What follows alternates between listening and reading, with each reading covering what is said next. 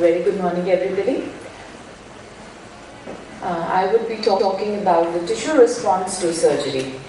Once we know that the medical therapy has failed and we have resorted to the surgical treatment for the patient, it is very important that this surgical treatment works for the patient. So the predictors of filtering surgery are the appropriate surgical technique, which would be elaborated upon in the forthcoming presentations, and the development of the filtering bleb, which is influenced by wound healing and subconjunctival scarring. Trabeculectomy is nothing but a series of incisions, and it's actually ironical that we want most of our incisions not to heal completely except for the conjunctival incision. So it's a kind of a balance which we have to strike, and we have to take care of this tissue response while we are following up the patient post-operatively. For trabeculectomy, there is a functional endpoint and a structural endpoint, as is there with the most other surgeries. So we want that there should be a good outflow facility which has been surgically induced, and the bleb morphology is favorable so that the bleb functions for long. There should be minimal inflammatory response, and the histology of the bleb capsule should be favorable for the function to be established for a long period of time. So why do we need to know about wound healing? From a structural point of view, if we have the knowledge of tissue response to this surgery, it would help us to better interpret correctly the morphological appearance of the developing filtering bleb. Plus, the bleb appearance may also help us to predict the outcome and take preventive measures if the bleb is about to go into failure. And it will provide us clues whether we need to add another, say, anti-metabolite injection in between, or whether we need to revise the bleb. So unless we know the wound healing cascade, it wouldn't be really helpful to follow up the patients.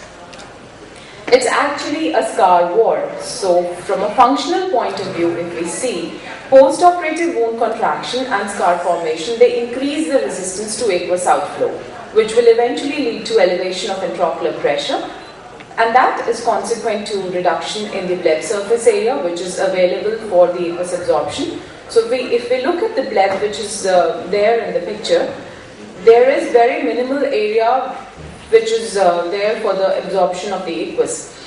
Plus, there is reduction in the porosity of the bleb wall as determined by the thickness of the bleb wall. So if there is a Tenon's capsule, Tenon's cyst which is forming, the wall of that being thick, there would be a reduced porosity of this wall, and there are more chances of the scar tissue getting formed. Plus, there is a reduction in the volumetric absorptive capacity of the surrounding tissue. So the fluid cannot spread around and cannot be absorbed. So there are two basic concepts to healing in trabeculectomy. One is replacement, where we are trying to have restoration of near normal epithelial and stromal architecture. So if we are using mitomycin C or 5-fluorosil, the kind of bleb which we eventually get is because of the replacement bit of the tissue response. On the contrary, with regeneration, we are actually getting more like, we are actually getting the original architecture, and there is no trace of any surgical injury. So if we use a collagen matrix like an Ologen implant, or if we are using an anti-VEGF agent, we are getting a near physiological kind of an architecture. So regeneration is sticking to that concept. There are three important factors which make the aqueous drainage pathway different after the filtration surgery. First of all, there is a bypassing of the trabecular meshwork and loss of phagocytic function. The subconjunctival tissue plays a quintessential role in the functional and the structural outcome, because it's an immunoactive tissue which is abundant in lymphatics and can throw a very bad inflammatory reaction and lead to scarring. And the nature and the type of aqueous, because of the changes in the blood-aqueous barrier, can also influence the ocular immune privilege system. So this is what happens after we do a filtering surgery. There is a release of plasma proteins in blood cells, which leads to formation of a fibronectin clot. There is replication of cells and immigration of macrophages, fibroblasts in the area, and formation of new capillaries. Then there is a degradation of this clot, and fibroblast synthesis of collagen, glycosaminoglycans, and fibronectin occurs. which will ultimately lead to formation of the fibrovascular granulation tissue. And this process continues on, and there is continued collagen synthesis, reabsorption of the cells, and disappearance of the fibroblasts.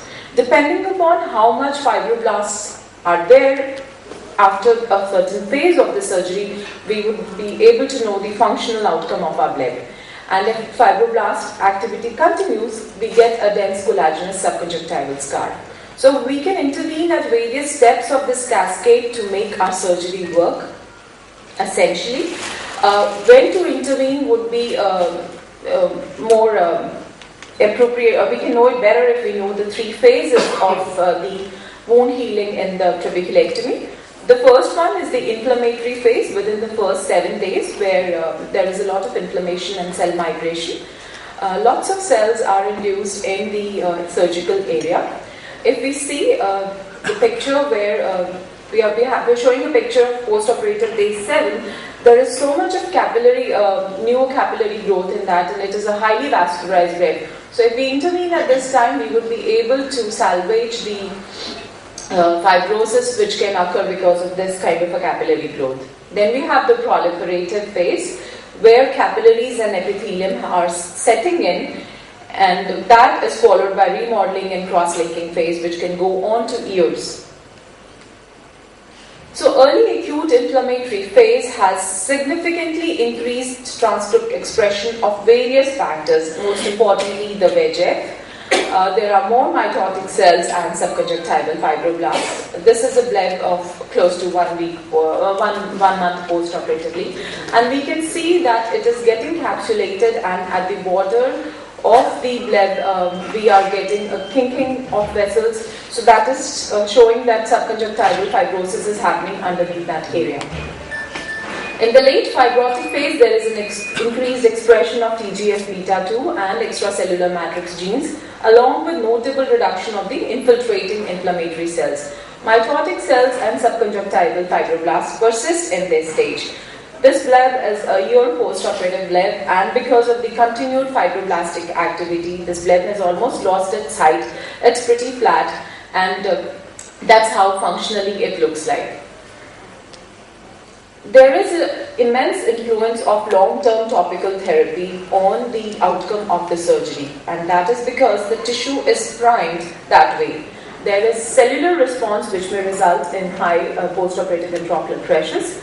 The fibroblast phenotype is majorly altered because of the preservatives in the drugs, and that leads to activation of fibrotic response.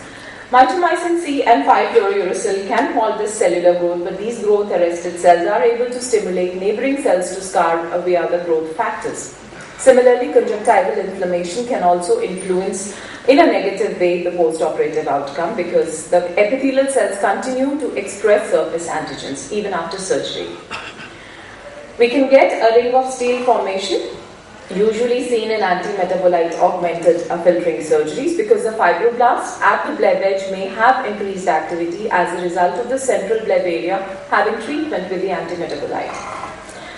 Very little is known about the physiological signals which initiate the end of the wound healing, but it is definitely a known fact that fibroblast apoptosis is very, very important.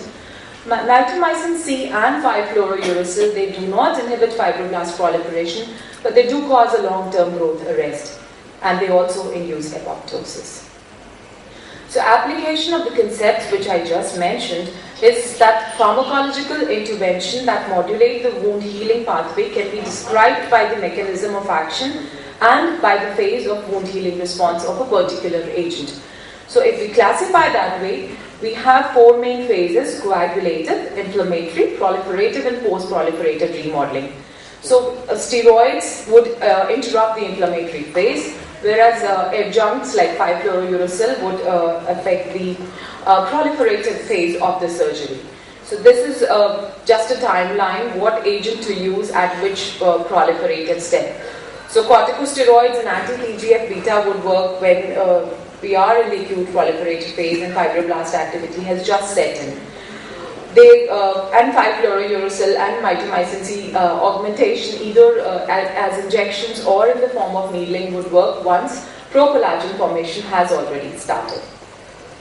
So the take-home message would be that the knowledge of this tissue response and the mechanisms of wound healing may augment bleb survival, and for that we need to have a close bleb surveillance. We need to look at the bleb both functionally and structurally, and we need to intervene when we feel that the bleb is just about to fail.